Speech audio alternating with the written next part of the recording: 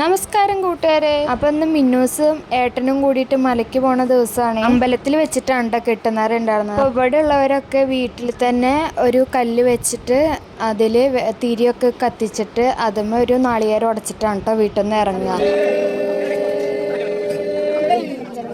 മിന്നു കന്നിസ്വാമി ആയ കാരണം കൊണ്ട് മിന്നൂസിൻ്റെതാണ് കേട്ടോ ഫസ്റ്റ് ഉണ്ടായിരുന്നത് കെട്ടുന്നറ. ഇവിടെ ഉള്ളവരൊക്കെ കന്നിസ്വാമിമാരുടെ ആദ്യം നിറച്ച് കഴിഞ്ഞിട്ടാണ് കേട്ടോ പിന്നെ ഉള്ളവരുടെ കെട്ട് നിറയ്ക്കുകയുള്ളൂ. ഓരോ ഭാഗങ്ങളിലും ഓരോ രീതികളായിരിക്കും അല്ലേ.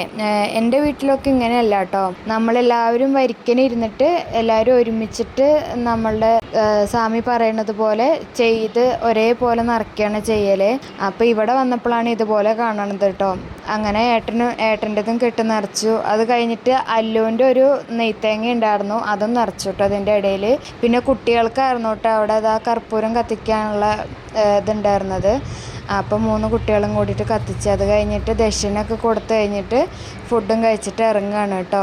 അപ്പോൾ അതിൽ മിന്നൂസ് നാളികേരം ഉടച്ചപ്പോൾ ഫസ്റ്റ് തന്നെ അത് പൊട്ടി. അപ്പോൾ അതിൻ്റെ സന്തോഷത്തിൽ ചേട്ടനൊക്കെ വിളിച്ച് കഴിഞ്ഞിട്ട് ഇറങ്ങുകയാണ്.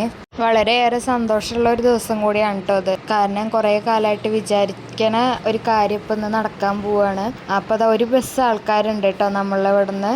അപ്പോൾ അവരൊക്കെ പോയി ഇതാ തിരിച്ച് വരികയാണ്. അപ്പോൾ അതിൻ്റെ ഇടയിൽ ഞാൻ അമ്പലത്തിൽ പോയിട്ട് അവരെ ബാഗൊക്കെ വാങ്ങിയിട്ട് വന്നു. എന്നിട്ട് കയറുമ്പോഴും നമ്മളിതാ ഇതുപോലെ വീട്ടിൽ വന്നിട്ട് നാളികേരം ഉടച്ചിട്ടാണ് ഉള്ളിൽ കയറുക. എന്നിട്ട് പിറ്റേ ദിവസം കുളിയൊക്കെ കഴിഞ്ഞിട്ട് അമ്പലത്തിൽ പോയിട്ട് നമ്മളെ മാല ഊരും. അങ്ങനെയാണ് കേട്ടോ. അപ്പോൾ വാങ്ങി കൊടുന്നൊക്കെ മിന്നു ഞാൻ കാണിച്ചു തരികയാണ് കേട്ടോ. അങ്ങനെ സന്തോഷമായി പോയി വന്നു. നിങ്ങളവിടെ ഇതുപോലൊക്കെ തന്നെയാണോ? കമൻറ്റ് ചെയ്യാൻ മറക്കരുത്. സബ്സ്ക്രൈബ് ചെയ്യാനും മറക്കരുത് കേട്ടോ.